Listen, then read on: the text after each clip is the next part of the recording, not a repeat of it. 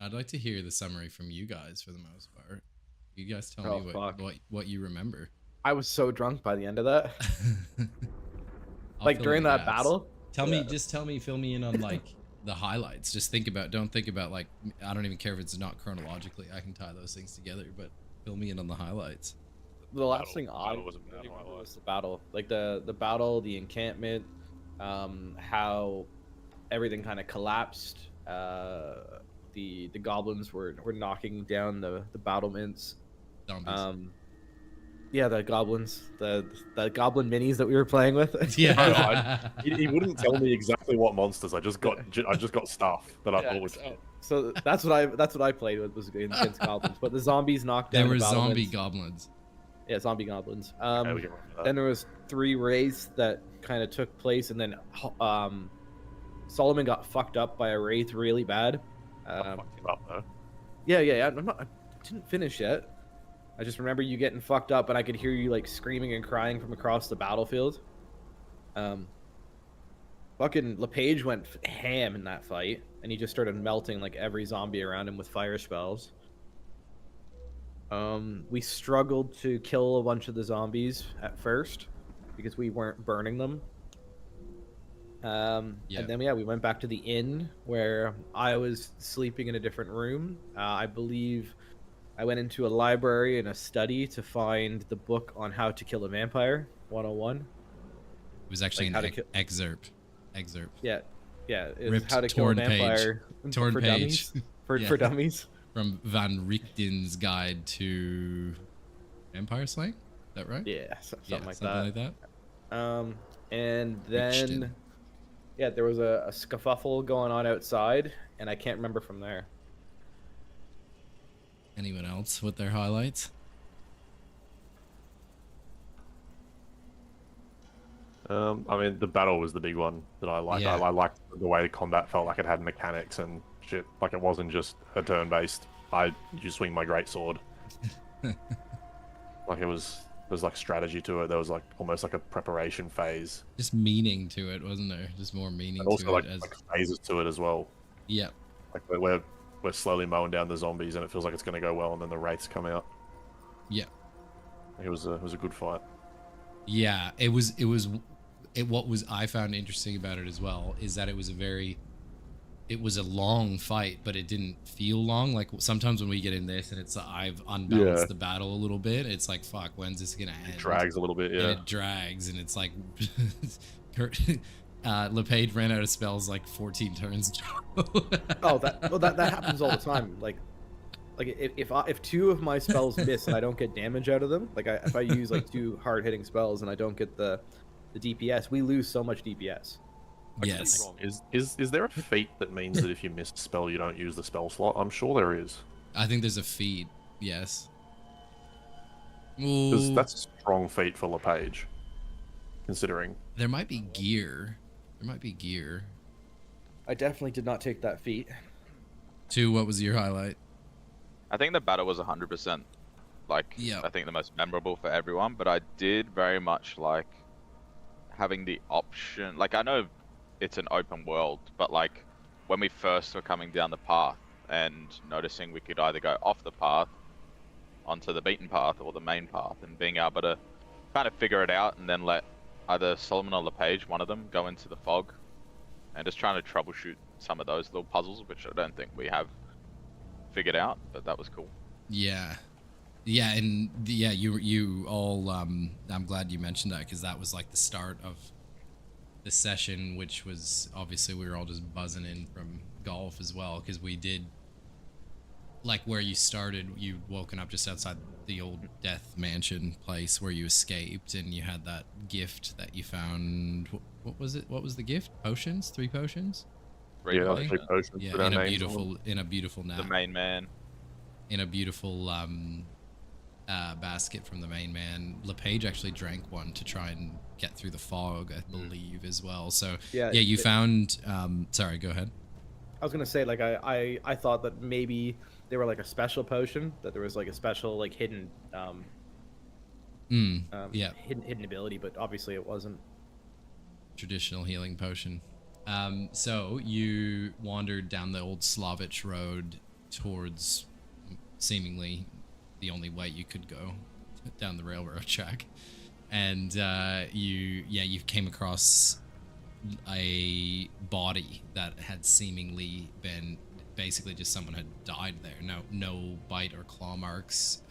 It was just like seemingly someone had died there. He had like looked like he'd been running through the forest for a significant period of time. You found arrows to different trees into the deeper and deeper into the mist and the fog, and there was like gash marks, like 13 gash marks in each one of next to the arrows, and a bit of like a I think it said something about like the seer spoke truth or something like that, as in SEER, seer spoke truth.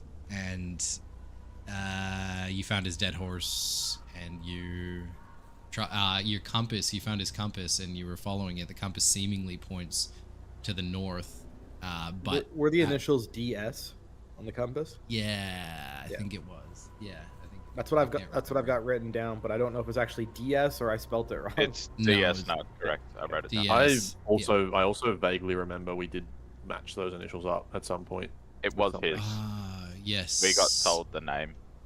That's right. Yeah. Yes. Yeah. You did. I think Ismark said that he fled the town. He came back to the town in a bit of a few days before, and he was like pretty rattled about something, and he left very quickly in the night, taking one of the horses, just before the siege started.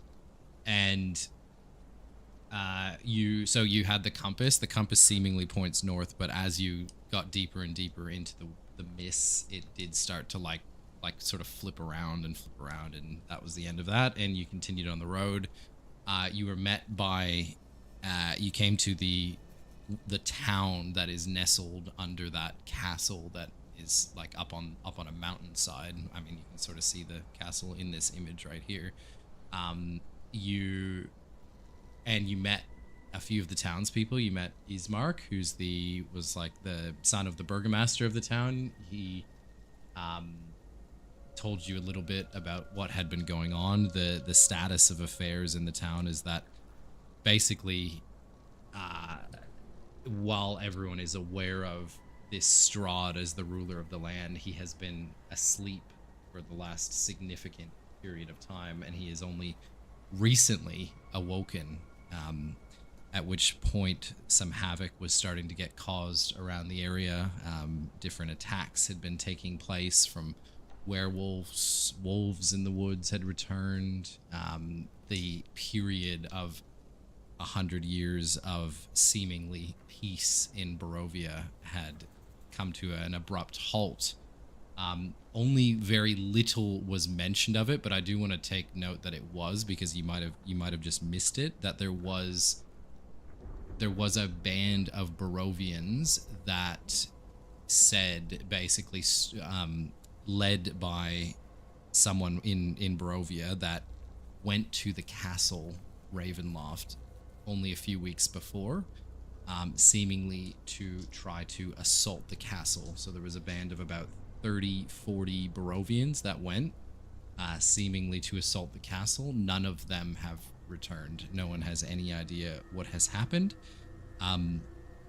The Ismark told you that shortly after that, Rahadin, who's Strahd's right-hand man, essentially, who's that dark elf that you met, and when you were close to him, like, you heard these like screaming, excruciating screaming voices in your head as he approached you. Very strong, held and brandished multiple weapons, and seemingly commanded the army of the dead that was besieging Barovia. But I digress. He came a few weeks before you arrived and told the Barovians that they basically said, given your indiscretions and your malcontent against Strahd, you will receive due punishment, and warned them that there would be night after night of death and besieging happening. And that's obviously what had just transpired. You arrived at you didn't know that Ismark didn't know this at the time, but the last night of the siege, you helped obviously the combat. I don't need to remind you of that. That all happened. The siege happened. You defended the eastern barricade, I think it was. But as you defended it, the rest of the barricades fell, and the army overtook the center of town. You saved Ismark from one of those zombie plague spreader thingies as well, and just as that happened, that's when Rahadin showed up and basically said, in a really cool way, I can't perfectly quote it, he basically said, get back in line to all the Barovians. If you return to your roles in the community, if you return to your field, your fief and field, and continue to basically work and pay taxes to Strahd, nothing like this will happen again.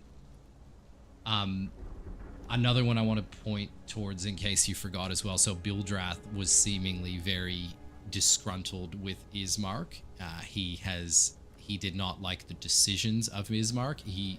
The key decision being that he believed that the whole town should have evacuated before any of the sieging took place. He was very pissed off, and there was a good chunk of Barovians, like we don't know how many, but there was a number of them that left the town just before the siege, and basically everyone now regrets not joining them. So there's a large, allegedly, seemingly, there's a large band of Barovians that have fled the town. They were believed to have been going to Vallaki, but that's all we know.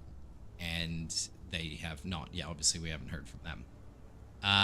You met then Irina Kolyanovich, who is the hot redhead, and you met her father, Kolyan. Kolyan's the burgomaster of Barovia, and both charismatic leaders, strong warriors. Kolyan's probably more towards the end of his life in age, but both were very warm to your arrival, but also very pitying. There was mention as well, it was brief and I don't know if anyone took note of it, that you were not the first adventurers to find yourselves here. There have been seemingly bands of adventure. There have been stories that Kolyan had mentioned of previous adventurers coming to this land, and that was all that was mentioned.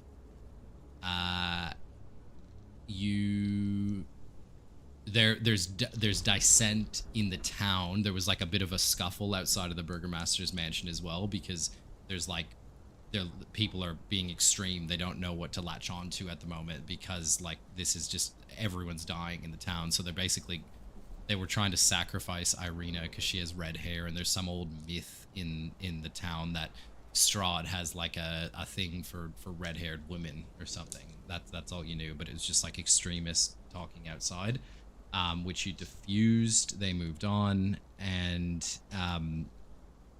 after the battle, you went back to the mansion, and Kolyan had been slain with a very abrupt, sharp wound, and he bled out on the floor, and Irina was found coming to consciousness with a bite in her neck. And you so you went to bed after that, and you heard an argument between Ismark and Irina, and Ismark has basically said this town is not safe for you, Irina, you need to go, and she's rebutted and said, I'm like, obviously the town needs me more than ever, and Ismark's like super concerned that she needs to go to safety. You three actually offered to help and said, how can we help, and can we basically escort her elsewhere? And that's, we hadn't really talked much about the goal from there. I think that's pretty much where we left it. Is that right? That sound right? Pretty much. Yeah. Yeah, that's about where we left it. All right, so we're still having that conversation. So we're still in the burgomaster's mansion, where you have come down from your room, and you the site you see is, sorry, you've been speaking, so the site, I guess the location of what's going on and the scene is that Julian's body has been moved to a casket and to a coffin, and it is sitting in the corner of the room. You have Irina is in the kitchen. She's sort of preparing a breakfast and some tea for the three of you, and Ismark says to you, why, thank you, friends. You must, I thank you so much for helping my sister, and I implore you, you must find your way to Vallaki. Vallaki is, there's been known there's a holy ground there of an ancient holy person named Santandro. We've heard of it. I don't know if the place still stands, but we've heard of this place, and I believe it could be the only place that's safe for my Irina. It's a few days march from here, but Irina will know the way. Will Irina travel with us? Is she prepared to leave her home? She sort of stumbles out of the kitchen at this time and like looks at you grimly. Both of them obviously looking very grim at this stage, but says, I will travel with you. It seems there's no place for me now. This is my home and I do not want to leave it, but I must do this, and frankly, I'd be more happy with the three of you by my side. And Ismark says, he looks like really grimly and asks the three of you to sit down and have breakfast as she's serving out porridge and tea. And he's like looking down at the table and sort of remarks that he says, I've heard stories of 100 years ago when Strahd was living and walking among these lands, and there were bats and wolves and werewolves that haunted these lands. We cannot go back to another his rule again. He says there is a place between here and Vallaki called Serpool, and it's home to the Vistani. There's said to be a seer there, and if there's anything to be done, seer, like the meat. SEER, seer, and on your way to Vallaki, I implore you, go speak to her. She's been known. She knows more than anyone. She's the oldest person known in this land. If there's anything that could be done, she may know. Please, as it's on the way, so stop by Serpool and speak to Madame Ava. And he says, sorry, you keep going. You can respond to that. I guess I would say, how many days ride is it to Madame Ava? Serpool is about 1 day's ride here. It's about halfway between here and Vallaki. Do you have any horses for us that we could use? Certainly, there should be horses and a pony for you, sir, in the stables. Just tell them Irina will go with you, and she will fetch them. A fully sized horse is probably best. He's a bit on the chunky side. Hey, sir, do you know how to ride a horse, or will you ride with one of the others? I know how to ride my own horse. Thank you very much. Oh, it speaks. It does. The child, it speaks. he's not very well off where we come from. He's very good at riding. It's how he earns his keep. That was canonically something that did happen that I forgot to mention as well, that they are the town is very mistrusting of, well, strangers in general, but especially Horatio, because they've never seen anything like him in this land. Yeah. So he's as foreign as a werewolf. They don't understand him. They think he's a small child that's been overfed, and but he also, in the middle of the fight, rolled a 1 and shot Didn't he shoot one of you guys? Is what he I shot Solomon. Yeah. Yeah. Yeah. And Ismark said, "I knew it, vampire." All right. We didn't go that far. Sorry. So I say to Irina, I'm like, I think we should take our lunch to go, and we need to head out as soon as possible.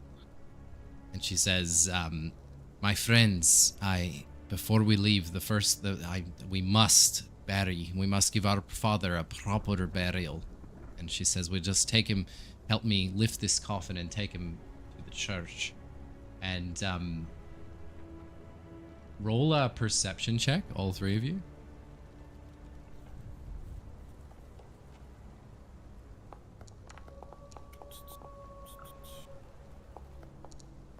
Oh, wrong thing. Yeah, it's about standard for us.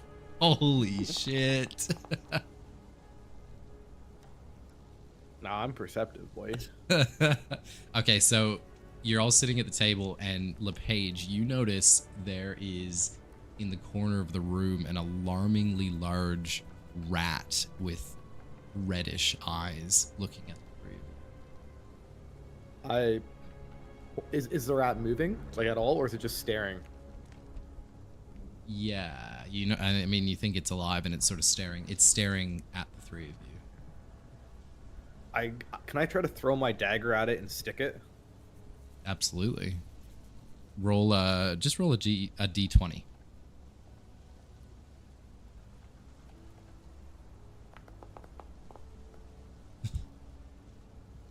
What's your damage? What's your to hit modifier? Is it like 2, 3, 4? I don't know. You said roll I think a it's d20. Give me a second. think it's irrelevant.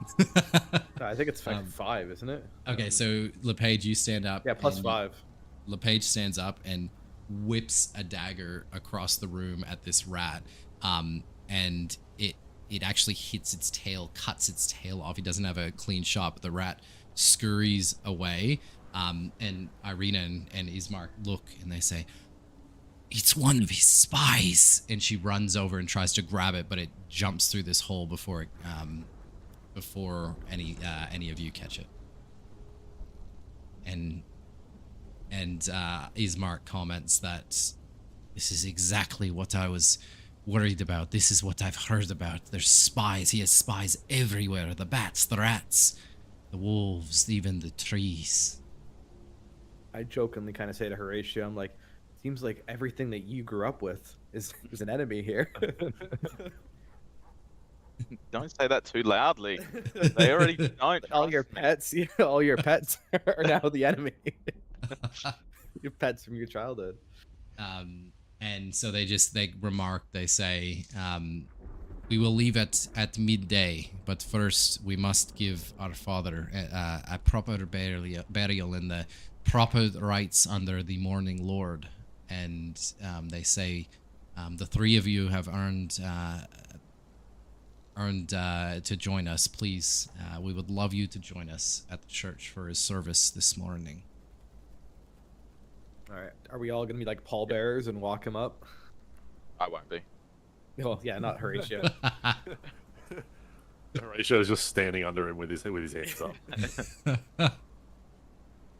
Just standing right behind Irina while she's walking.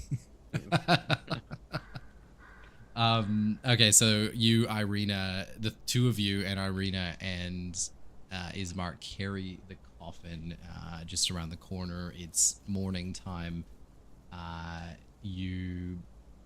There's still like remnants of the battle that had happened before. There's still blood coating the streets. There's people sort of moving from here to there, trying to fix up the wounded, trying to put it. There's still like the remnants of smoke in the air from fires that were burning last night. And you come up to this church, and it is a very disheveled church. Like, it's been ransacked. It's very worse. It's very worse for wear. And can you roll a perception check, the three of you? This will go well. Yeah. As Maybe always. should I just skip it, or? I love it when my 16 rolls over to an 8. Oh shit! Boys, we did it. We did it.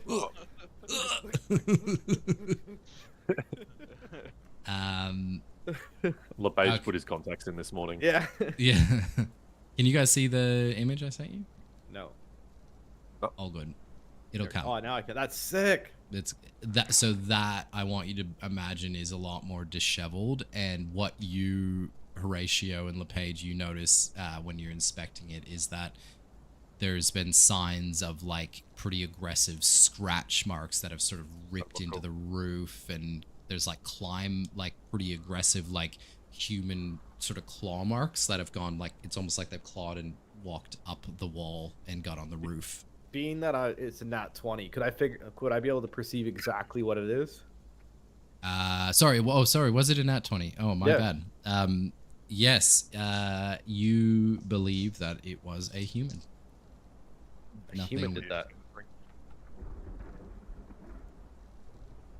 The claw marks are aggressive, and they surprise you at. Did they look fresh or? Yeah, sort of. Yeah. Yes, sir. Fresh sort enough. of. Fresh enough. Fresh enough. Fresh enough. Okay. In the last couple days. Yeah. Exactly. Yeah. All right. Not an hour ago. Yeah. Yeah. Okay. How many people are at the church? Is it packed? Is it just a few? Small? So you walking inside with carrying the pallbearers? Yeah. I think we kind of been like walking the whole time. I don't know if we've really like stopped. Yeah, you haven't stopped. Sorry. So you walk in the two front doors, which are slightly ajar, almost like they haven't been like they don't like shut properly almost. And you walk in the church, which is empty nearly. You see in front of you, like there's pews, probably call it 10 on each side, like not a massive church, sort of 10 on each side. And in front there's like the altar, and there is a man that is like sort of bent over, hunched over, like with his hands are like this, like he's bearing his head in his hands. I just want to show you a little photo. And is he like? Does he look like he's mourning? Yes, he is crying. And he, as you approach, he says, you hear him, the voice say, "You will find no solace in this church. There's nothing but death here."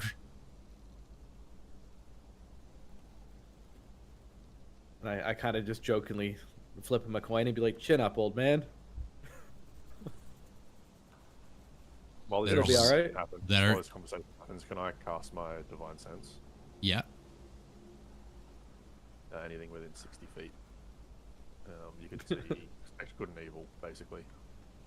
You can see good and evil, right? It's not undead or anything. It's good and evil. So you can see detect good and evil. You can sense anything affected by the Hallow spell, or know the location of any celestial, fiend, undead within 60 foot. Perfect. So, under the floorboards, you can detect something that is not of the living realm. And Father, the priest, seemingly the priest, he says to you, when you flick the coin, he says, "This some sort of joke. You really think this is not the land for jokes? What brings you to my church?" But then he looks at Irina and Ismark, and they say, "Father Donovich, what aggrieves you?" And they sort of set down the casket. And wait, so he was the father? I thought he was somebody like mourning in the. Sorry, bench. he's clearly he's the I wouldn't have done father. that. He's the Yeah. he's the pastor. I thought he was That somebody my like mistake. sitting in there like mourning and like. He's the pastor. Okay. As soon as his attention goes to Irina, and basically not to our party, I want to just pull the others aside and like relay to them that there's undead under the floor, that we should be on our guard. And does Father Donovich hear you? I think it would pretty much just be like he turns his attention to Irina, and as he does, I just grab LePage, pull him back, and just be like, "Be on your guard." There's something beneath the floorboards. I think it's undead. Like, it would just be a quick side comment, just warning him. And it's up to you if he would hear that. No, he doesn't. It's fine. He doesn't hear it, and he's sort of speaking to Irina and Ismark, and he says, "Oh, not Colian. No. What hope do we have? We've lost our Colian. I cannot offer the blessings you seek. Go and leave this accursed place." And he sort of looks to the three of you, and he says, "Who are you three? Who are you? And what makes you think you can come into this church, this holy place, with this with Colian's body?" I kind of like look at the father and like kind of like wave my like tiefling tail towards him, and I'd be like, I'm a man of the dark arts. I go where I please. I go with the good. I go with the evil.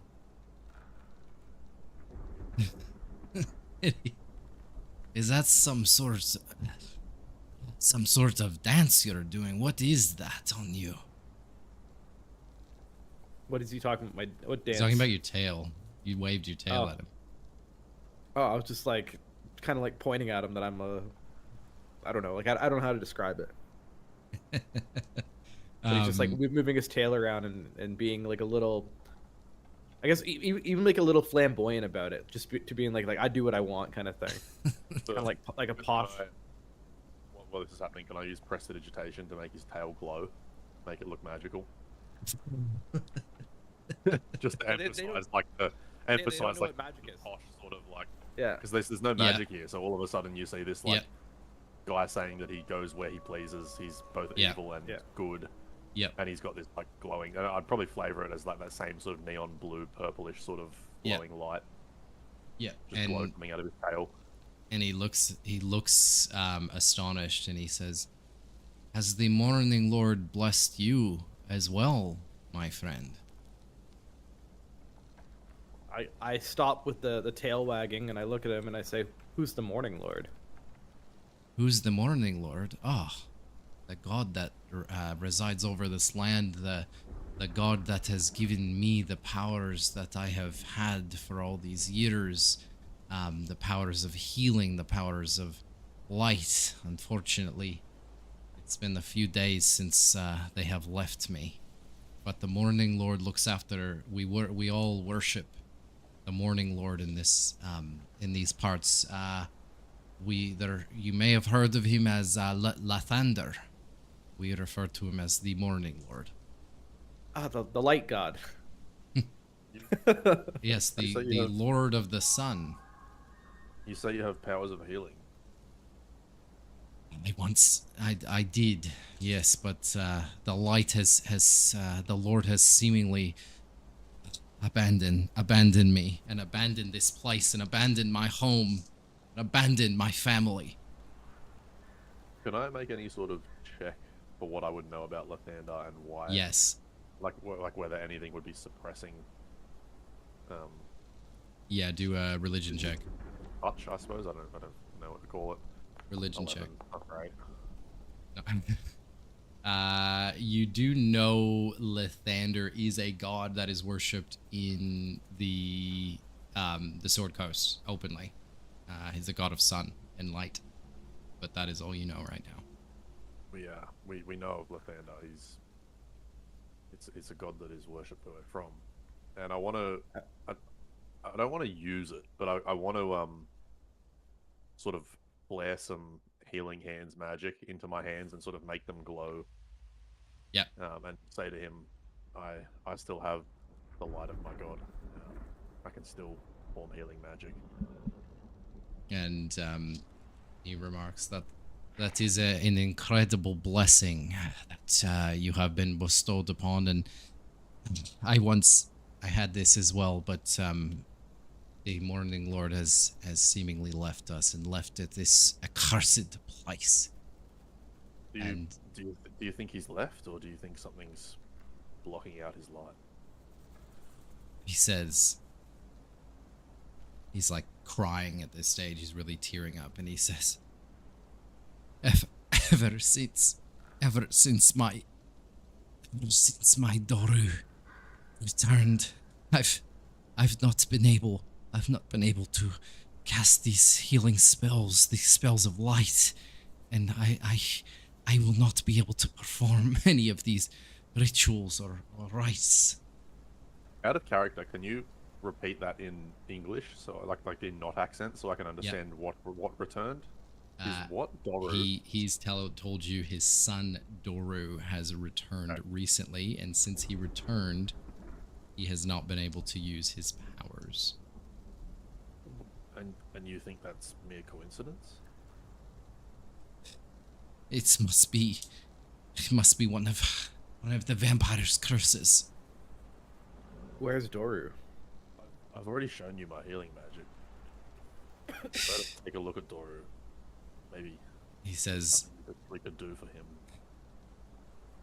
There is a monster that wears his skin. He's in the undercroft of this church, but my Doru's gone.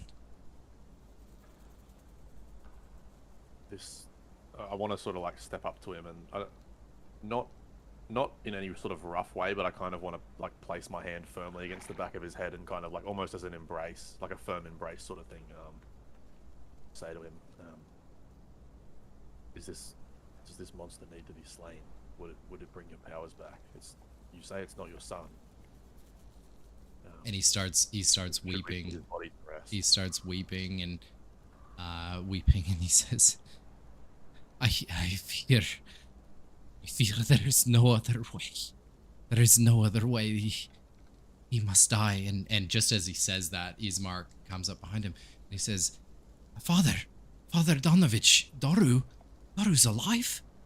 Where is he? And he says, my son is dead. This monster wears his skin, and he's in the basement. And Ismark just looks at him like really solemnly and like almost just with tears as well, and he says, what do you mean? How's he come back? When did he come back? Donovich says, he came back 2 nights ago during the siege, and he tore through this place. I managed to, it was like he came back into his consciousness for a mere moment, and I was able to smash him into the basement and lock the door, but it's not him. It's not my son. Is there any chance a part of him still lives within that body? If he made his way here. He is a monster with teeth and claws, and Strahd sent him here to curse us all. But is your son still somewhere inside that? He is not my son. Be gone with him, please. Go to the basement and take care of him.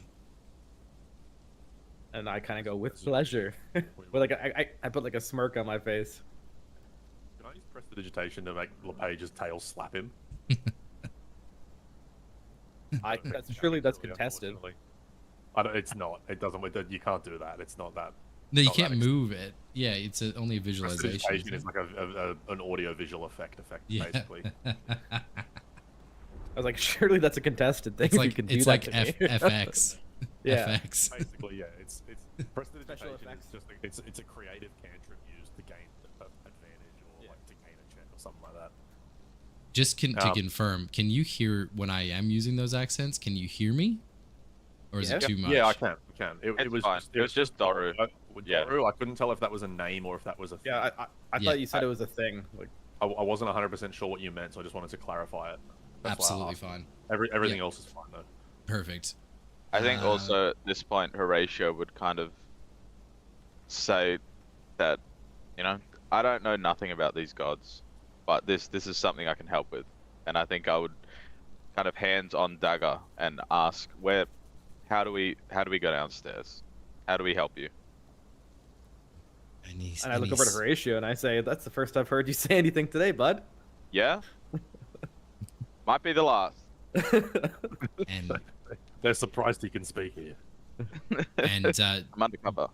Donovich actually gives you a bit of a size up, Horatio, and he looks at you and he's still like very much in, like, he's in tears and he's weeping, and he looks at you and he says, I've read about small men, creatures like you that have traveled these lands many years ago. But I never believed them. I never thought I'd see one. Look, this might be surprising, but they're usually a lot smaller than me too. Like a child. Normally they have normal people proportions, but just shorter. They're not actually as wide as they are tall. I look at this as, I don't know, but there's a lot to look at. He's like a ball. He says he like looks to Ismark and Irina, and he's like, Ismark, Irina, this be an omen that we are looking for.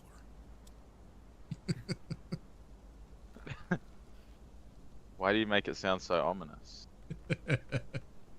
And he just turns away, and at this stage he's just bawling his eyes out, and you've asked where the Undercroft is, and he's like leaning up against the altar, and he like points to the far corner, and he's just like lost in sobbing, and just he's falling apart on the altar. And you, just as he's like sort of melting away, Ismark and Irina sort of pull the three of you aside, and Ismark says to you that I've never seen Father Donovich lose himself like this, but if it is Doru in the basement, I don't understand.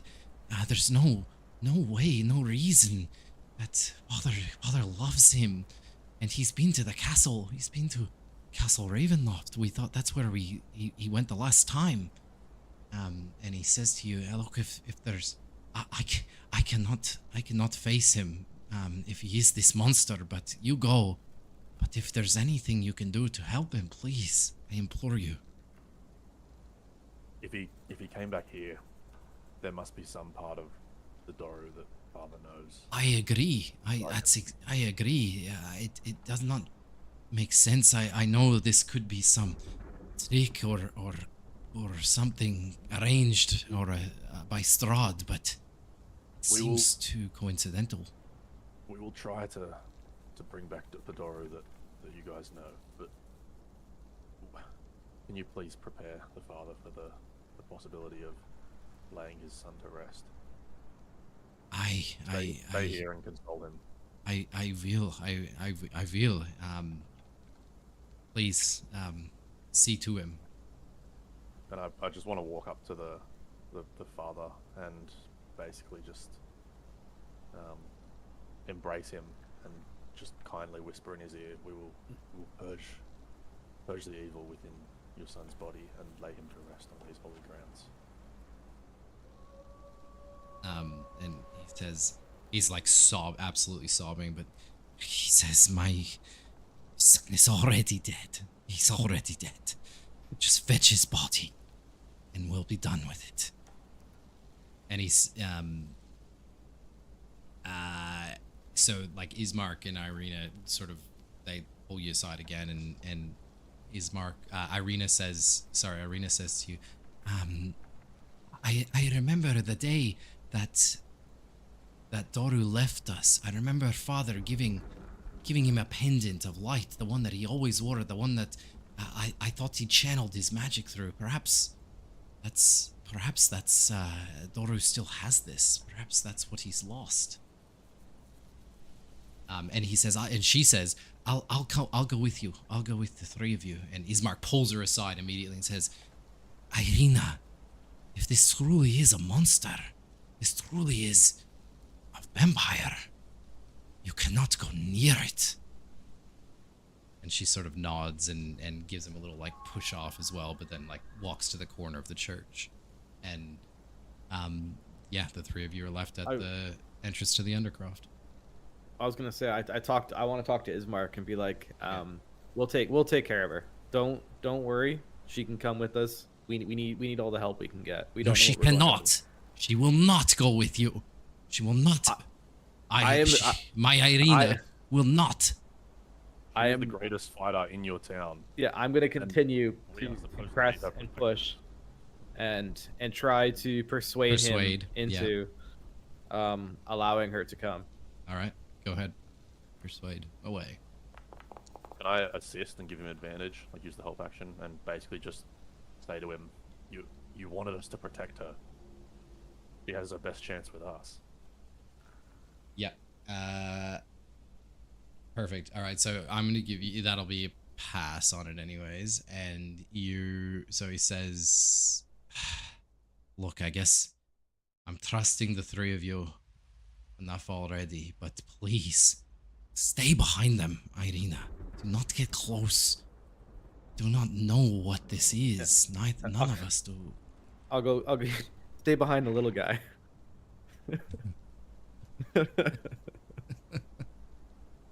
All right, so the three of you. So it's like a trap, basically. What you're looking. Sorry, go ahead. You go ahead. Before we descend, can I just turn to Horatio? Throw me a dagger.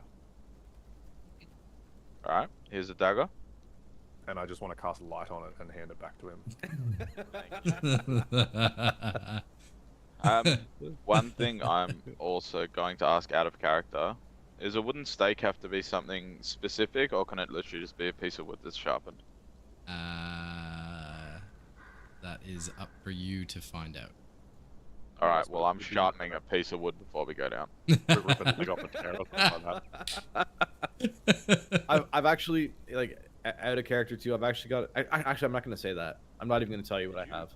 Sorry, did you? I actually have something. With this? I can't remember. Yes, it is there. I was just reading it. No, give it a page in character. That's a good question. I don't think we've actually technically seen it. No, I definitely talked about it. I talked to them about it when I found it. But I said I found this book because we had this whole discussion about a book on vampires. Okay. I don't excerpt. But yeah, sure. It's a book. It's in canon. You told me I had a book. I have a book. Except all of the pages are empty except for one. Yeah. So sure, it's a book, but all the pages are gone except for this one. Yeah, that's fine, but it's a book. Sure. 369 other pages have been ripped out. But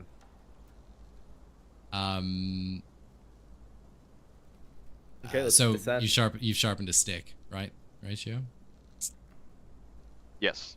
All right, so you descend it's sort of like a rickety sort of staircase, and you like going directly under the floorboards of the church, like it's a basement. There's like wooden slats that sort of are holding it's like under the foundation. There is a freshly lit sort of fire that's in one corner of the room, and then the rest of the room is, well, the room being like the undercroft is all pitch black outside of this small corner of it that has a fire, but you have light and dark. You have dark vision, correct? Yes. A couple of you. Yep. I got 60 feet. I can see pretty far. I'm just gonna pull this up for you as well and give you a little look. How high are the ceilings? Low. About 30 foot. 12 feet high. Okay, so like a normal ceiling. Yeah, higher than that. Yeah, 12 feet. Pretty deep undercroft. If party order matters, I think I'd actually be at the back this time with Irina. Because I'm still nervous about the Rizzler. No, not at all. Not at all. I'm happy to be up front. Do you not remember how sketched out Solomon was about Irina being bitten? I don't actually. So like my whole thing was basically we either stay with her or we lock her up. Yeah. Like Solomon is basically sticking around her. LePage is feeling super cocky as well from like the previous battle. Like he's feeling like untouchable again. He's gone from that, like he's gone from being super scared about the previous fight with like the spider. And he's like kind of forgotten how useless he's been, and he's gone back to a bit of his cocky ways where he's untouchable, and he might even be walking a little carelessly in this crypt, like a little too heavy-footed. Yeah. Sure. All right, so you walk down and you see the light on your dagger, though, Horatio, doesn't... How far does it reach? Is it 30 feet? I think it's 40. Yeah, so this whole room is like... It's probably 120 feet. Okay. Like four ways. Like each side's about 120 feet long. So it's quite a big room. So your light cannot track the whole room. It's bright light 20 feet and then an additional 20 feet of dim light. So yeah. It's still not as good as dark vision. Yep. And dark vision, you can see just your normal. See, yeah. It's 60 foot from memory. Yeah, but you see like normal, like it's anything within 60 feet. Yeah. You see black and white. Yeah, but you know what I mean. Like when it comes to like being able to see something, you can see something at 60 feet. Yeah. Great. So you walk down. There's obviously the light of the fire flickering in the corner. You can sort of like see through some of the floorboards as well, like the candlelight from the church above. You can see like light sort of spilling through and illuminating parts of the room, but it is a very eerie, damp, dark place. And you can, it smells a bit like rotting in here as well. And can all of you perform a perception check, please? Another one. One of us needs to like invest in something that gives us a plus to perception. I can't wait to respec Horatio into perception, Anna. Horatio, roll with disadvantage. Roll one more. Oh, My sorry. mistake. Just roll another one. No, it was my mistake. Why didn't my roll come through that time? It did. It came through as persuasion though. Horatio. Can't roll a 1, but it's still not good. Okay, so perception's 8. Where's LePage's? Take it as 11. I had a +5 and I still rolled like shit. So. Got it. Sure. Okay. Solomon, in the corner of the room, about 100 feet away, you see a human that is latched on the wall. Sorry, on the ceiling. That is crawling on the ceiling, seemingly like looking back at the three of you. But it is on the ceiling like a spider. As you... I'll alert the others of it. Point it out. I can't see it, but I am peering off into the darkness. Horatio's actually turned around and looking at the fire right now. So I can't see it at all, even if like no, he's drawn your attention to it now. Okay. Yeah. So you also see it. Irina does not see anything. Does Irina? Okay. Can Irina see at all, like in the dark? I don't think so. I will get back to you. Okay. Well, I will stick with Irina for now then, because I got a light. You just confirm that. I don't think so. Irina probably has some sort of vision. No, she's got her own little skills here, but I don't think she's got any. How do you know? Where does it say it? Special traits? Yeah, probably something like that. Yeah, no, she's a human. She does not see in the dark. But vampires do. Yeah. She's not a vampire though. Well, you did divine sense, and she's not a vampire. We need to let her get a... So does the little demon on the roof look vicious, or can I call out to it? The demon on the roof, just as he notices that the three of you have seen him essentially, and he's like exorcist style, like comes a little bit closer, and he says, this like exhaustive voice says to the three of you, you've come to kill me, haven't you? And I say, no, my friend, we just want to talk. Could you come down off the roof and have a chat with us? Stay away from me. Stay away from me.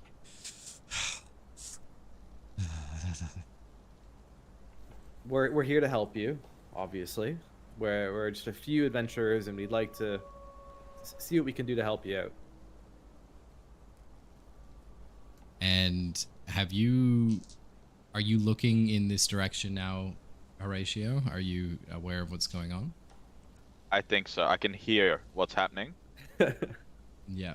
Do I notice a pendant on the scavenger? Roll a perception check. Still pretty far away.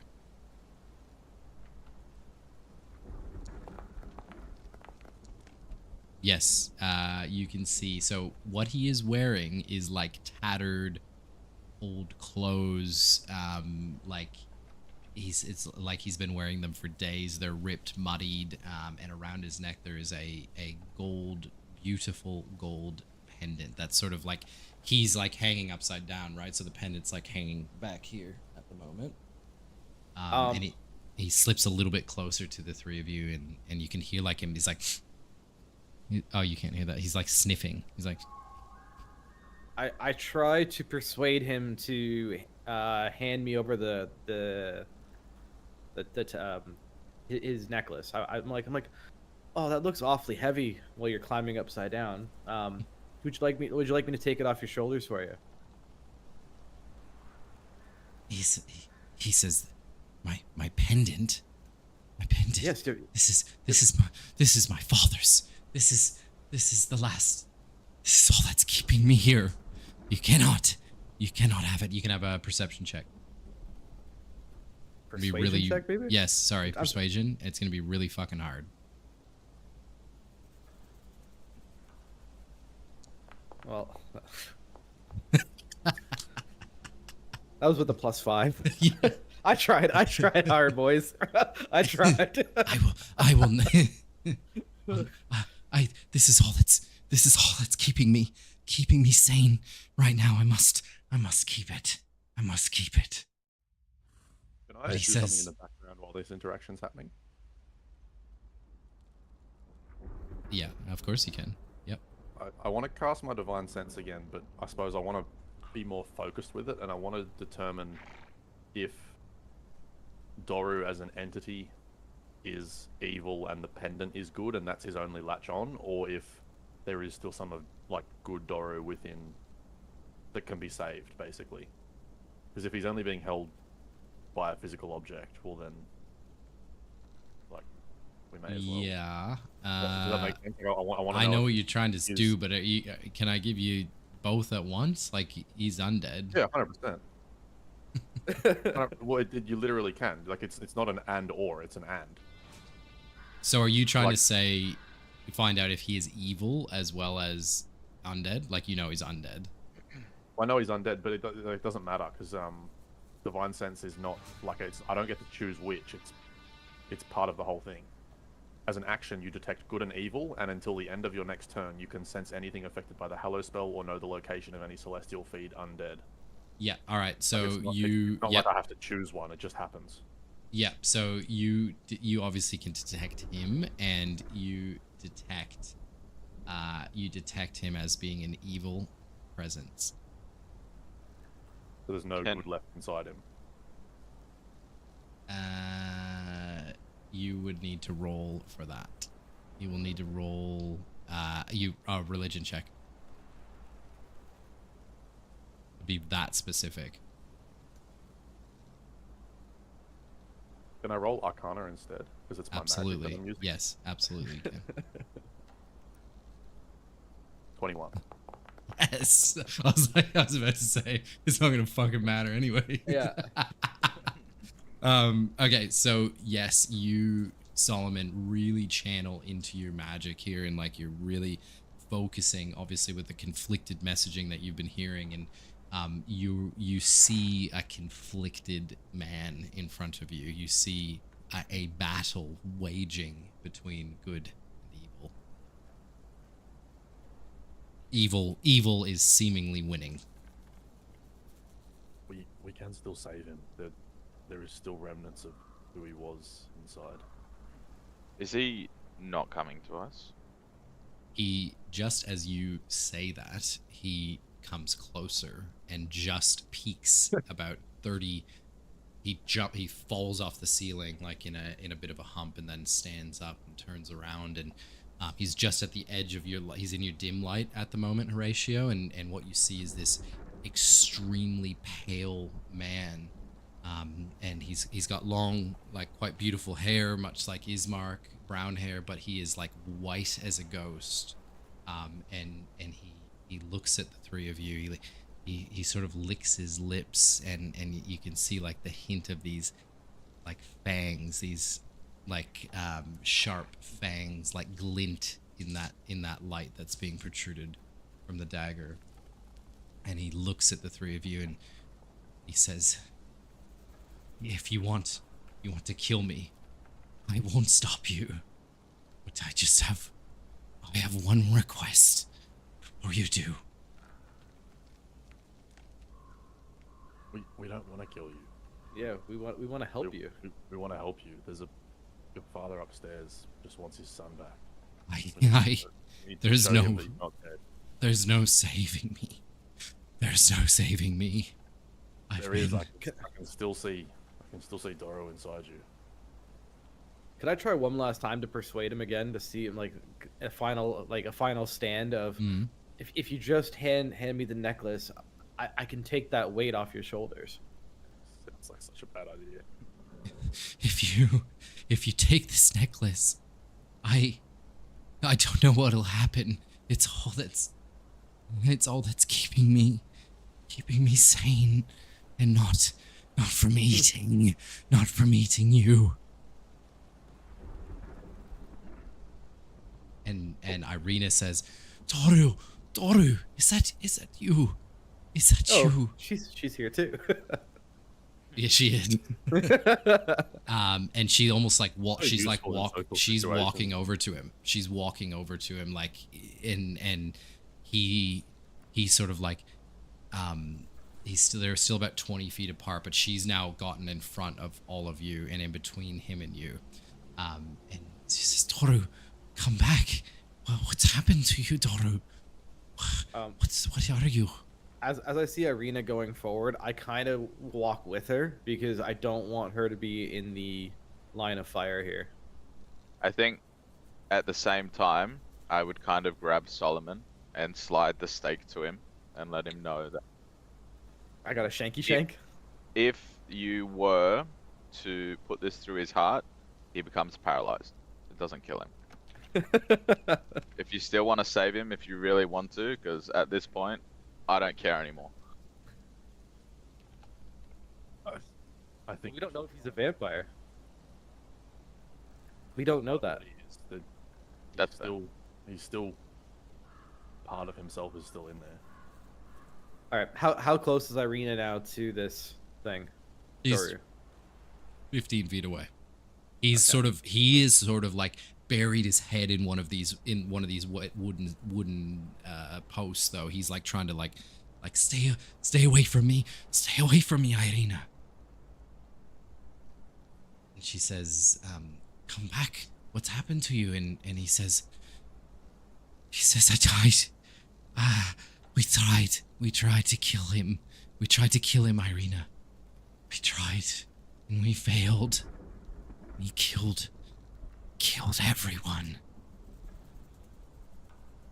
And she looks like grimly, and everyone, all the men and women that went with you to the castle, who killed them?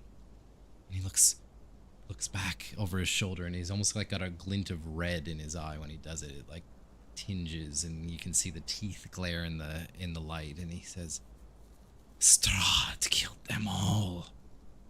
And he tortured me. He's tortured me for weeks. Sorry, wrong accent. He's tortured me for weeks. Weeks. And he let me go. But only in this form. And I'm so hungry. And I think I'm all but gone. And he says, sorry, go ahead. I'm just getting to like the point where I'm like, I don't know if I should be like how does he look? Does he look like he's aggressive, or does he look like he's still timid and he's conflicted? He's conflicted. So Can we we already try to talk him down more? Like, is there any way? Okay, is there any way that we can talk him down at this point? Well, he's asked you. He says there's no way. There's no way I can never return to the land of living. Look. Do this one thing for me. I must test it to see if I can remain as part of the light. And he looks at the three of you and he says, "Show me your blood and let me see if I can resist it."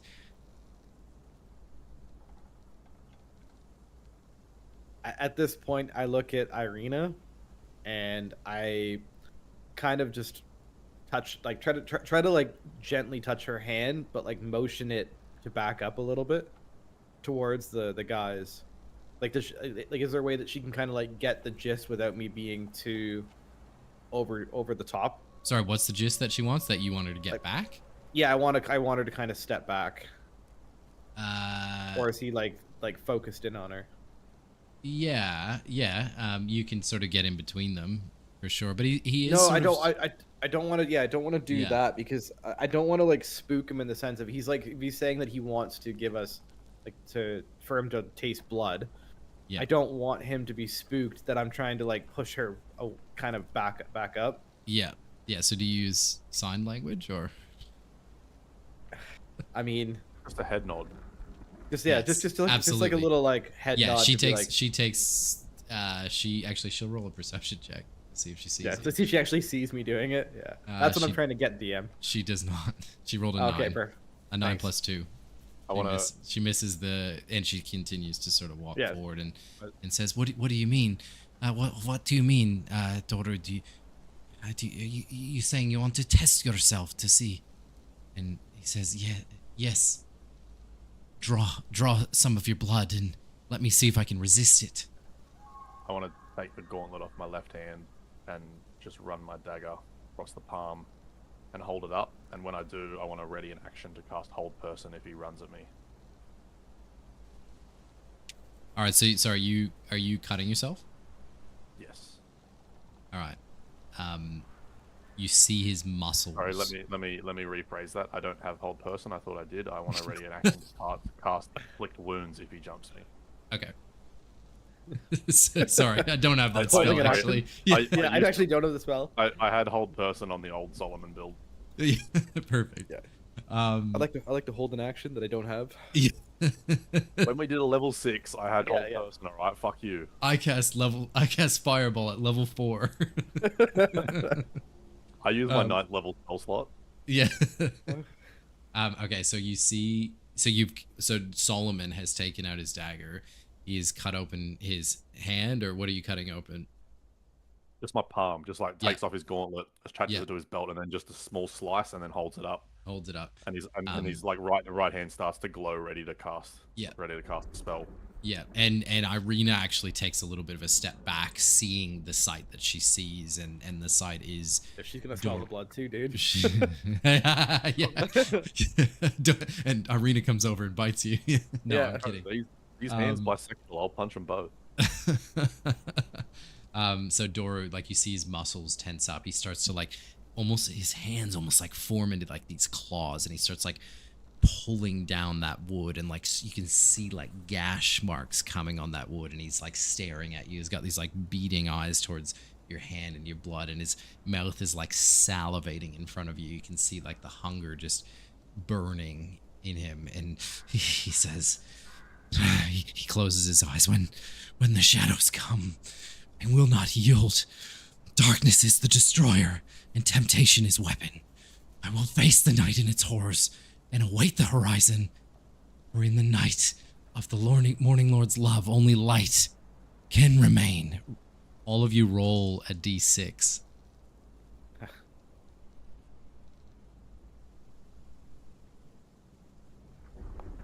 Nat 6. Nat 6? 2 Nat 6s? Wow. And he says, in the light of the Morning Lord's love. In the light of the Morning Lord's love. Gertruda. Gertruda. Gertruda. And he like crumbles to the ground, like scraping the wall. And roll d6s again. Oh dear. Okay. Overall, pretty good. And okay, so he's like crumbling on the floor. He's like, but he's still the one bleeding. Yeah. And he's panting for breath. Gertruda, Gertruda, Gertruda. And he's like slipping into this madness. And he's like trying to control himself. Sorry, as this is happening, do any of us kind of understand what he's doing here? Like, is he trying to cast like a spell? No, he looks like he's trying not to eat Solomon's soul. Okay, all right. Yeah. I just want to see if he's trying to like cast like some like curse on us. Soul come into this, bro. I thought he was gonna take a bite out of my finger. He's gonna eat. He looks like he's about to eat all of Solomon until all he's left is a soul. Oh, so Solomon asks LePage for his handcuffs. So he's a Hastings hooker.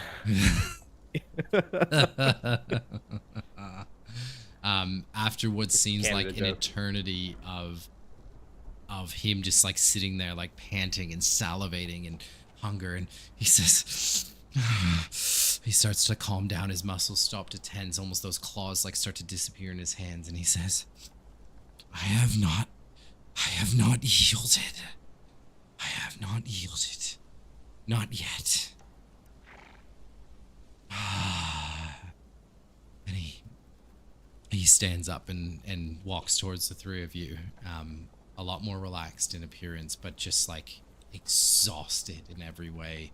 The fangs have like sort of receded into his mouth. He looks much more humanly, but almost like sick and white and pale. And he takes off the pendant and hands it to you, LePage, and says, Take this to my father.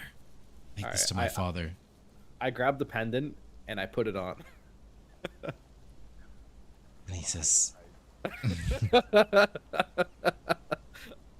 and he's right in your face now, LePage. Yeah. He's right in front of you. And he says, please ensure this goes to my father. He gave it to me. And tell him that his son says, I love you and goodbye. And he turns to you, Solomon, and he says, kill me now. Let me rest. I make an insight check if this is what he wants, or if it's just what he thinks is the only option. Yep, you can do that.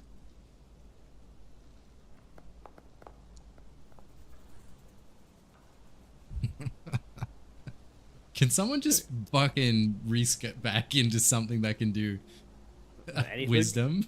Didn't you guys read the meta? Wisdom's super important. Yeah. All you can decipher is what. I'll wait till he's back.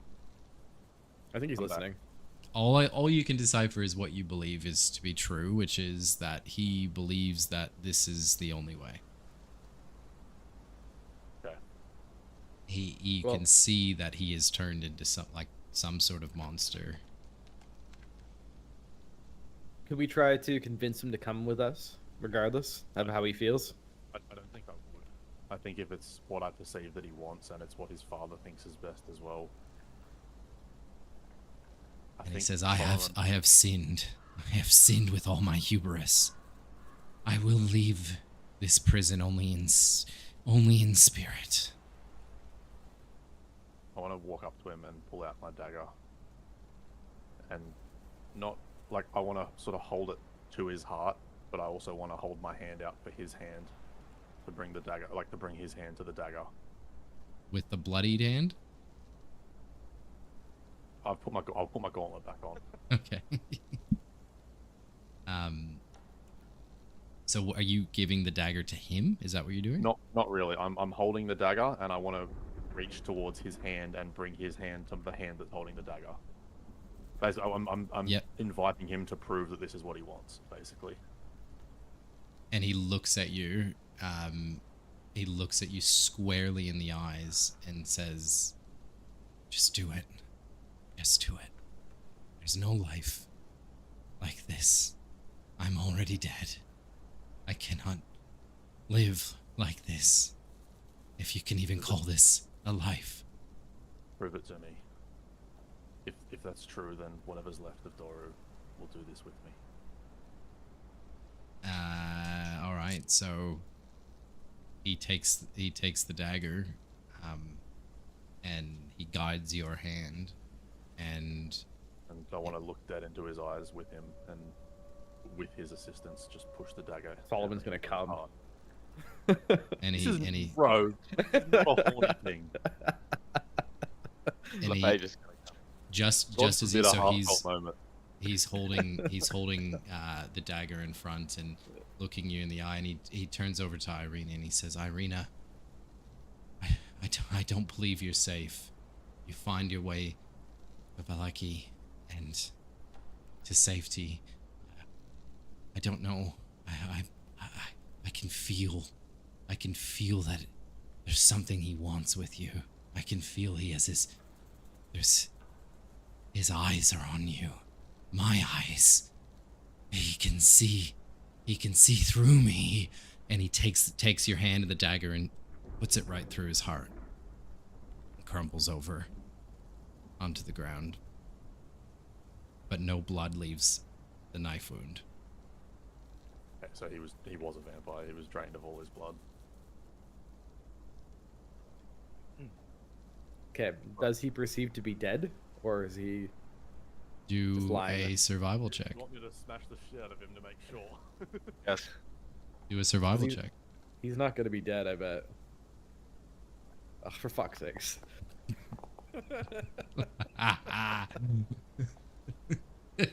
Yes, he's dead.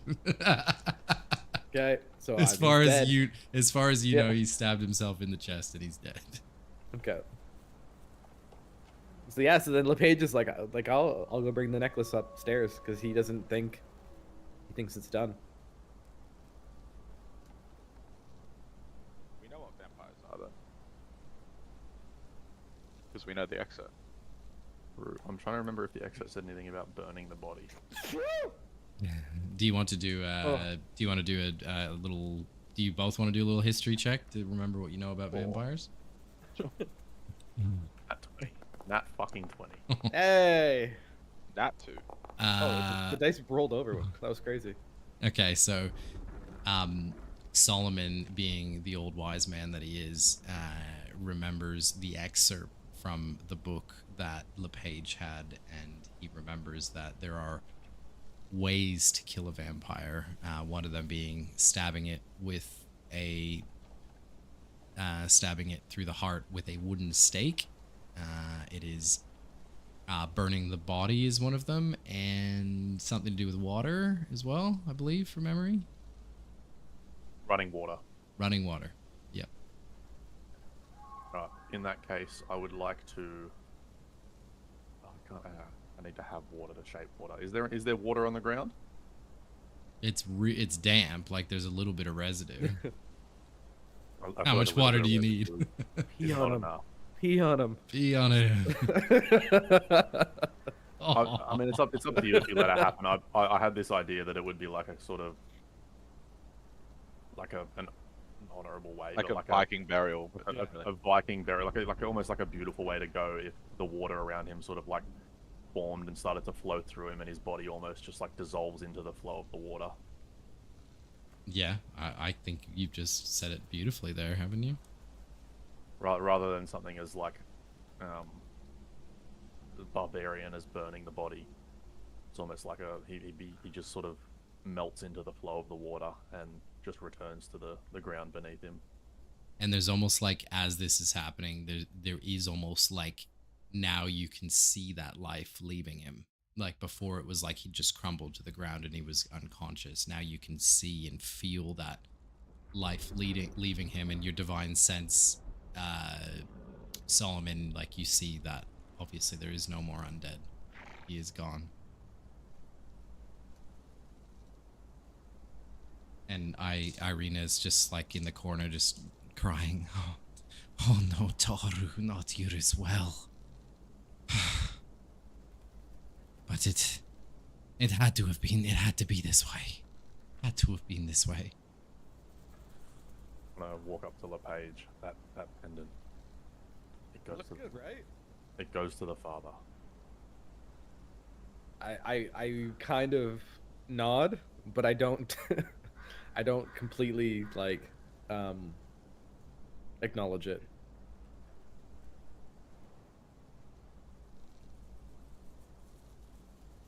Yeah. Okay. Does the pendant feel like it has any magic abilities, or is it just a pendant? You can do a check if you'd like. You can do an Arcana check. Okay. Fuck's sakes! Like, why do I play this game? I don't know. Like, why? Why do I bother trying to be creative? That was Doro, by the way. Oh, that's sick. Yeah. Yeah. See, if I knew that was the like looking at me, then yeah. Sorry, I should have given you that picture first. That so was Doro's the son of the priest. On the It's actually beach. really good art. Like that actually genuinely Beautiful looks art. like he's conflicted between what he is. I agree. I tend to agree. Yeah. Yeah. Beautiful art. Okay. So what's next? Like, Oh, sorry. Did you roll? And you Yeah, roll? What did you roll?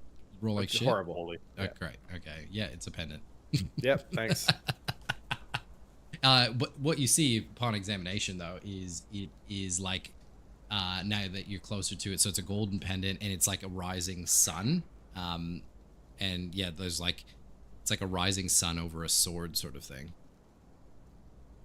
Very cool. Yeah. So it looks really good with my attire, is what you're saying. Like it really matches. Yes. No, not Perfect. one bit. Perfect. It just matches like the gold buttons on my clothes and. Yeah, exactly. Yep. Where are you going? Upstairs to go see the Yeah, priest. there's- Papa. As soon as we get up there, I want to head to him. That's old Papa. Yeah. Before Solomon goes there, I do take off the pendant and I put it on. As Solomon's kind of walking, I kind of like tap him on the back and I put it into his hand, so he has it in his hand when he walks over. I'll just take it and keep it in my fist and walk up to the priest. Your Neat. son. Sorry. Go ahead.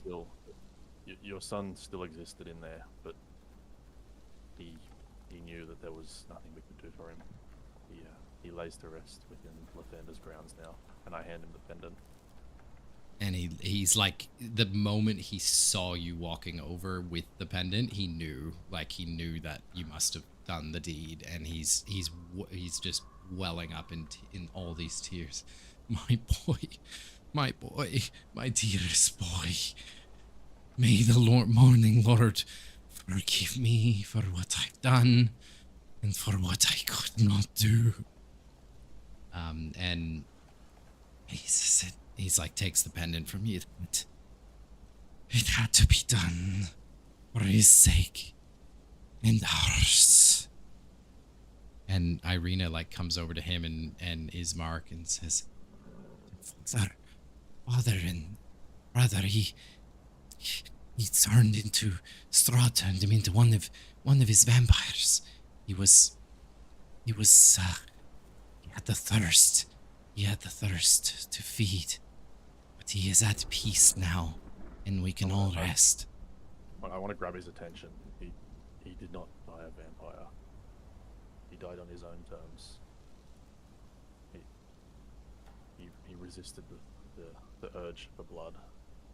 The urge Strahd gave him. He died with honor. You say he wasn't a monster when you killed him. It was my son. We didn't kill your son. Your son came to us and asked that we save him before he became a monster. And we simply gave him the tools to do so. It must... It was the only way. But it gives me peace that there was some choice and some fraction left in that husk that I knew. Thank you. I will take the time to give him the proper burial, but first... No, you won't. His body is water. Is his body water? Does it disappear? Yeah, he doesn't know that. I mean, I thought the flavor of it was that his body, like, melted into the water and, like, almost... You might be right, actually. I'll confirm that. We can make that canon as well.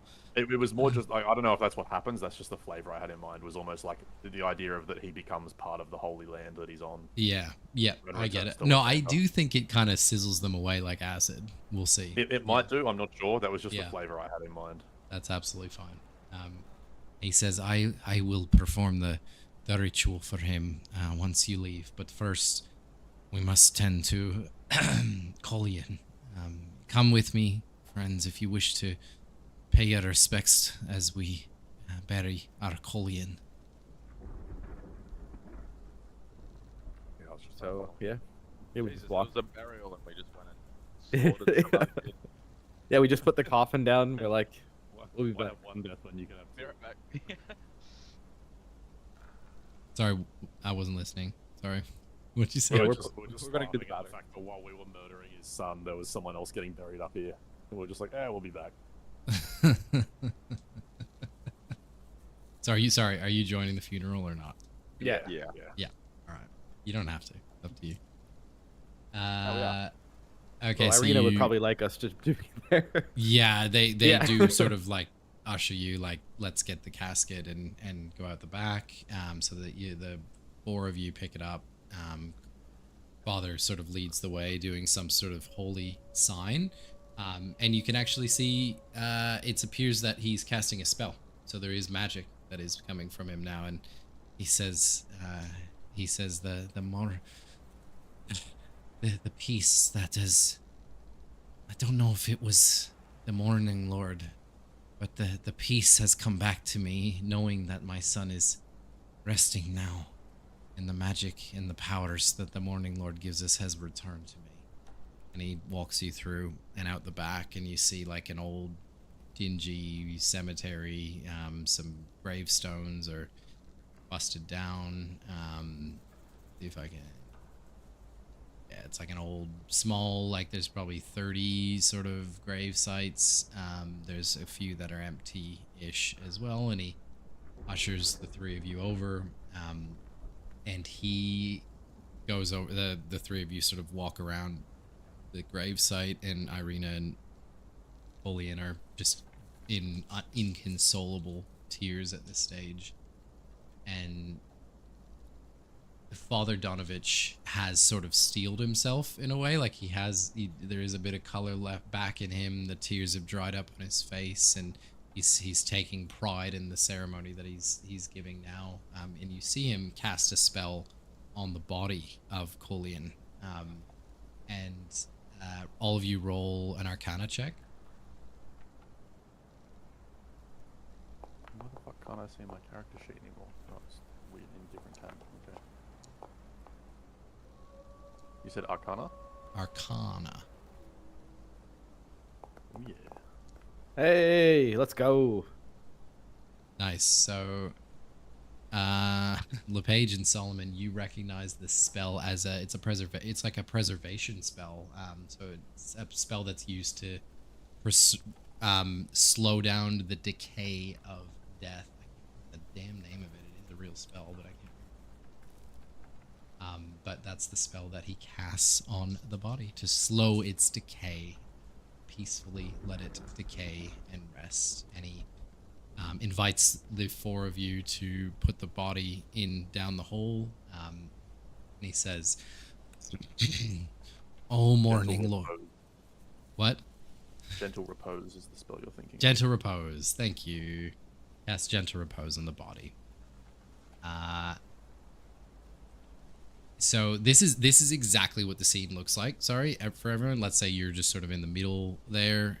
There's like trees around you. This is exactly what it looks like. This is the setting that you're in. He says, "O morning Lord, Lord of blessed light and patron of new beginnings, we commend into the mercy thy radiance, Master Kolian Idaronovich, now departed hence from us and gone evermore into your glory.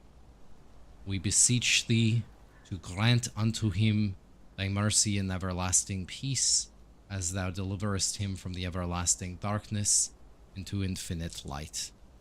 From pestilence into growth, from shadow into day, and from death into life. Grant him entrance into your land of light and joy, in the fellowship of thy saints and thy brilliance, by your will and grace." And Ismark sort of steels himself, wipes his eyes away, and says, "Kolian Idaronovich bore all the qualities of a human burgomaster. He was kind, compassionate, and just. But above all else, he was our father, the man who taught us to choose courage over fear, hope over despair, and laughter over sorrow, even though he has left us. His lessons and memories never will. May he find rest in the Morning Lord's embrace, and may his legacy be never forgotten."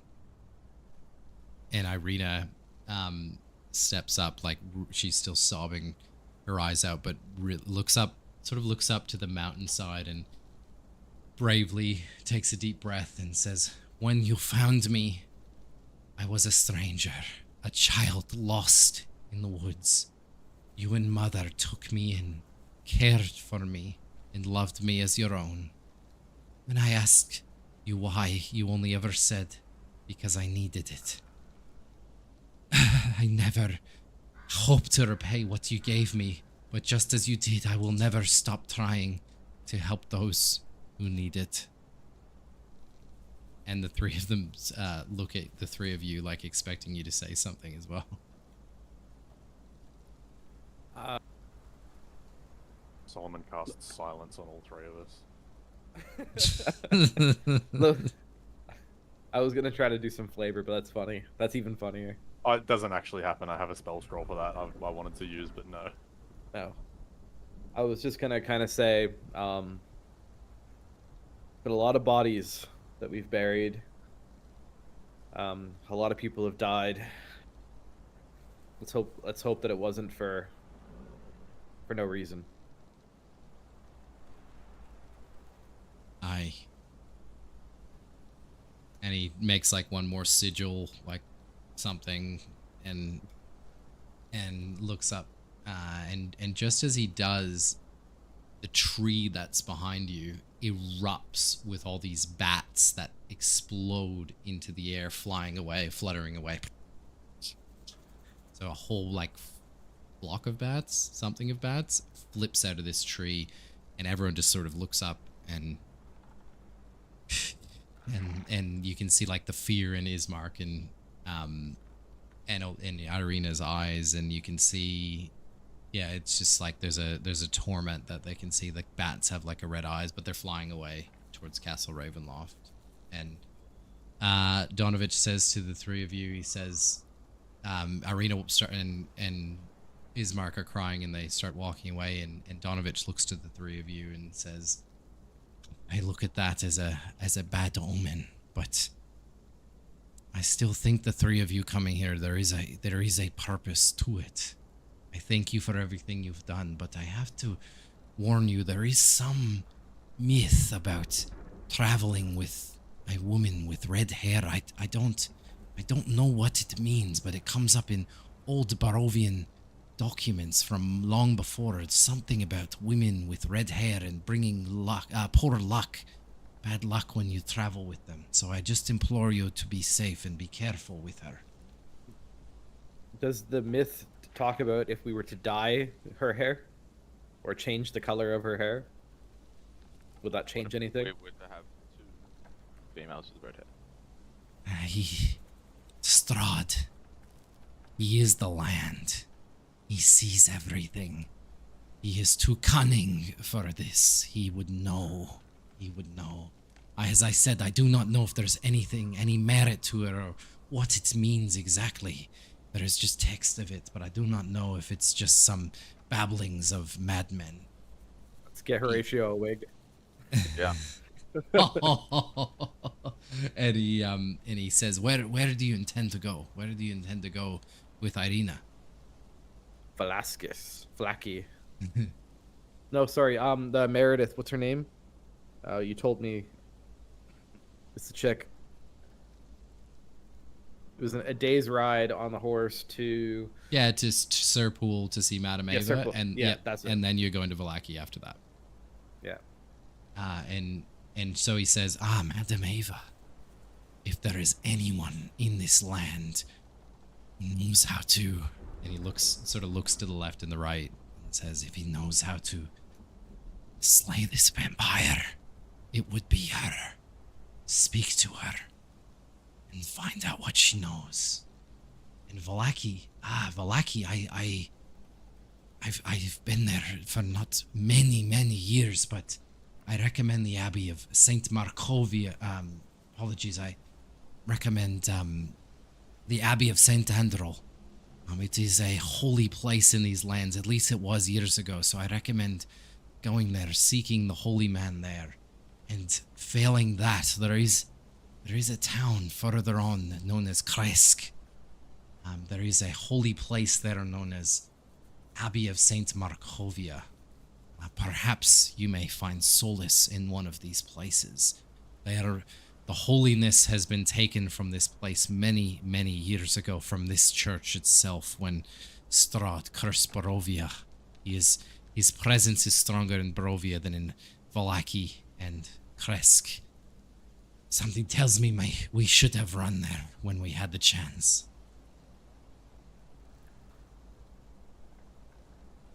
Good luck, my friends, and thank you.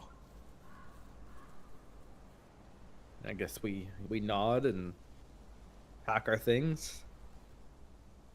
I turn to Ismark and say, are you coming with us on this journey? My friends, no, we both agree that I must stay here. I would take Irina myself, but the town has just lost its burgomaster, Collian, and I must stay here, repair what we have, and do whatever I can to help these people. They need me now more than ever. They need my sister as well, but she's not safe here. So please take my sister, and keep her safe, and if you can, find the other members of Barovia and that left, and see if you can get them to come back or see if they're safe. They will need leadership, Irina, if you find them.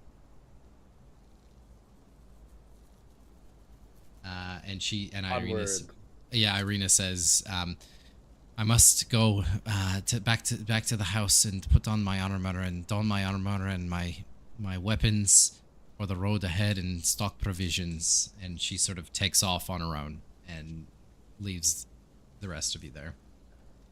And that's where we'll stop for the night.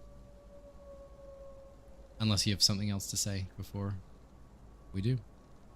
So Irina didn't have armor on that entire time? She had some of her armor on. She didn't have a breastplate. She had like ceremonial armor. She was naked. Okay. She's whatever you want her to be. Well, I'd like her to be in full armor when she's walking towards a fucking vampire, but apparently no, she was in more ceremonial armor. Like, she still had some of her armor on. Okay. And she had like that red sash, but very obviously like she's trying to cover up her marks as well. Her hickey. Yeah, her hickey, her love hickey. Yeah. Any other questions or things you want to say to each other before you break? I don't think so. No, I think we're just ready to head out. I think it would be something where actually it'd be a conversation for next time, but it's more. Have a conversation now. I think it'd be something more on the road about talking about what vampires actually are, because my history check was terrible. And Mine just, was really good. yeah. If you want to think speak it'd to be- Irina about it, wait till the next time. I think I'd like to include her in the conversation.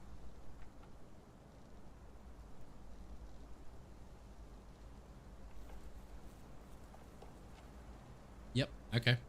Cool. Anything else? No. No, that's good. I'm gonna hop into bed, I think, and have a really early night. Yeah, me too, actually. Always a pleasure, though. No combat. Good to get back into another round after doing it in person. Imagine no combat for Brad. No combat. I actually am enjoying it with less combat. When the combat is few and far between, but when you do have combat, it's important. It's more, yeah, it's rewarding. Yeah. When it's not, when we're not fighting just to fight.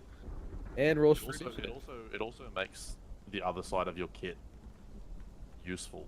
Like things 100%. like prestidigitation, or like I've got so many spells that when there's heaps of combat, there's no point using my other spells because then I'm fucked in combat. Well, the issue I have is all my spells cost slots, so if I want to use like suggestion and shit, I really... Oh, you're using slots this whole time? For some things, yeah. Not everything. Like prestidigitation is a cantrip, but like if I was like, there's a lot of things that I would like to cast for roleplay purposes that are spell slots. Use your spells. LePage. I'd love to use command. I'd love to use suggestion. Yeah, but command. Suggestion's a really cool one. Suggestion's amazing. Command's amazing. But just remember, if you use magic on people, they don't like it. Unless they fail the check, and then they don't know. Yes, correct. Yes. But yeah, that can be instant combat if you use it on the wrong person. People don't like magic being cast on them. That's okay. I'll live. That's if they know that I've But cast yeah, I it. would use spells like you've already seen the tone of this campaign, that there is combat is more strategic. It is more. Yeah, I could have technically used suggestion on the vampire there and just to take the necklace off instead of trying to persuade him 4 times. Can you read suggestion to me?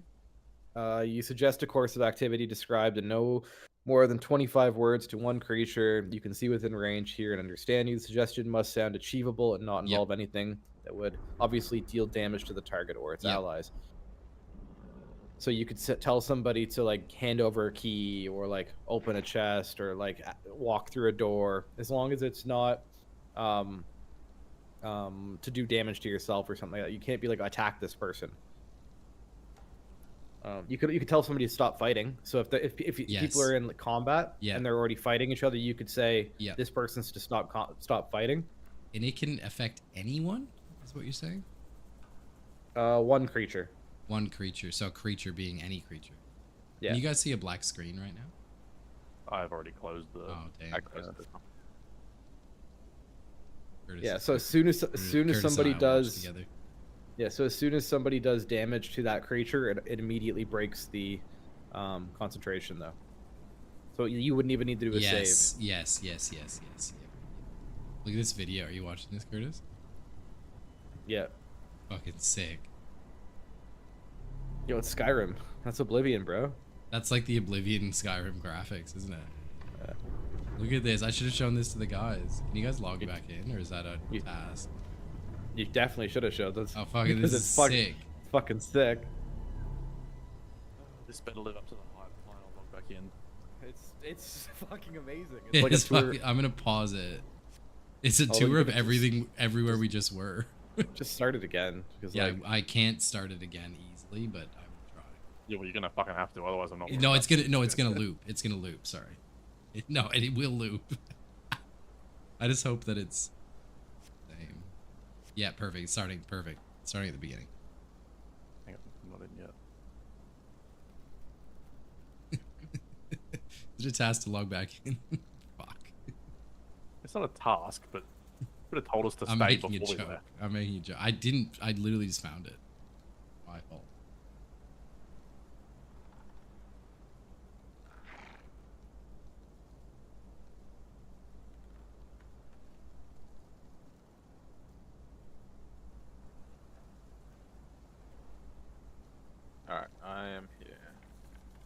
also here.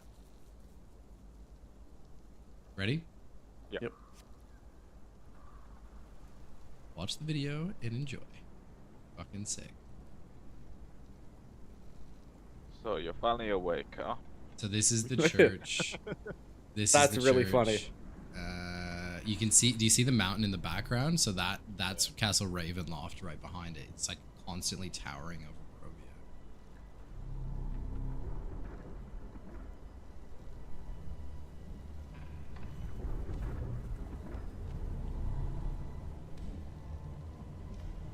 That's so cool. This is the so we're going into the graveyard now, where you just were.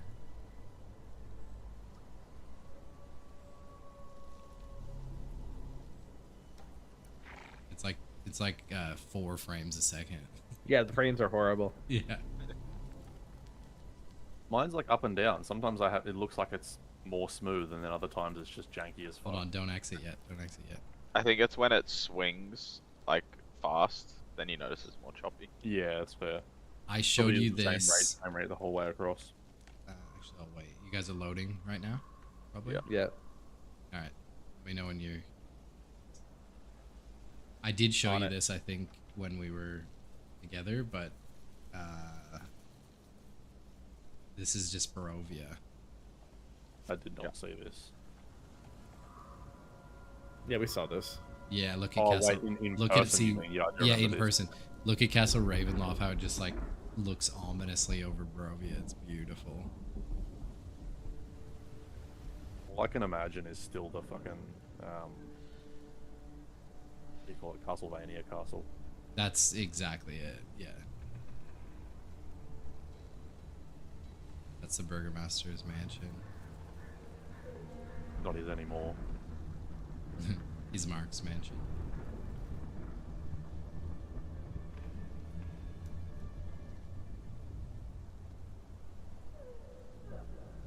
I don't know why, but in my head, Barovia was bigger. There'd be definitely not me. It was smaller in my head. 2,000-3,000 people, maybe. In my head, it was bigger with like walls around it, because I had this idea of like we're defending the city walls. I think I talked it to be more of a big city. You can have this is not exact. Like there was a picture of the walls. There it is big. Like there was actual somewhat walls. I think those walls in that video were a little overstated.